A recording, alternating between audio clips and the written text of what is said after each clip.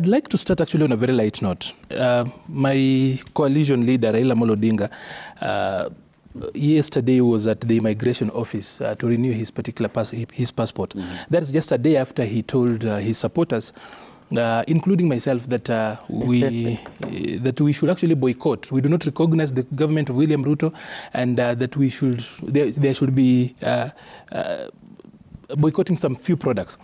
I'm just thinking from where I'm sitting, at this particular time, he's the people's president. I'm just wondering why we don't have the people's passport and why we did not have the people's immigration office where he could go and renew this particular passport.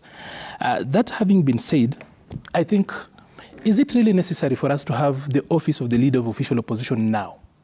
Is it a necessity? Is it something that is urgent in a country where we are proposing to increase electricity cost by 117%? A country that is actually receiving aid from other people. Yesterday, the Deputy President, Rigathi Gachagua, was receiving $1 million USD from the Church of the Latter Saints donation towards food. A country that is unable to feed its own people. A country that is stealing children's fees is actually thinking that of all they can do, the priority at this particular point, and what the AG can do is actually to come up with the office of the leader of official opposition. Is that what really the Kenyans seated out there? Kenyans have actually gone out in public participation and told people, behold our leaders, behold Karobia, behold Le Maletian. What we need is the leader of official opposition. Is that what we really need now? And you see, there are a few things that I think our leaders keep on getting wrong. If we are going to come up with this office, it's a good thinking, of course. It's part and parcel of what we need. Okay. But are we really being sensitive to the people and to the situation? Down here, we've not dealt with cattle rustling, for example. We now have taken it, it's now so normal that last week, I think it was over the weekend, there was another incident.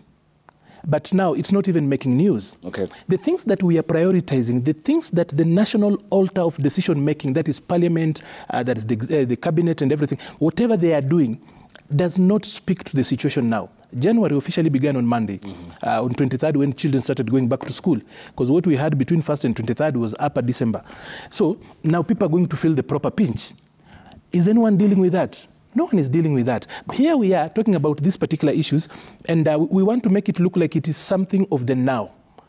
I think a lot of times we miss out, and our leaders sometimes act like they're not very sensitive. Okay. So, are we speaking to the leaders? I saw MPs for the first time waking up and demanding CDF in all its unconstitutionalness, if that is a word.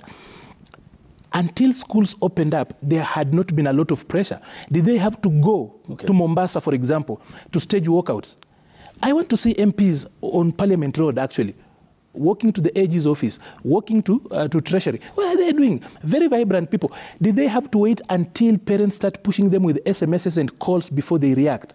We cannot be so reactionary, especially when we are given power by the people to make decisions that matter to them. We can't feed ourselves. We are coming around with this. Now we are talking about BBI 2.0.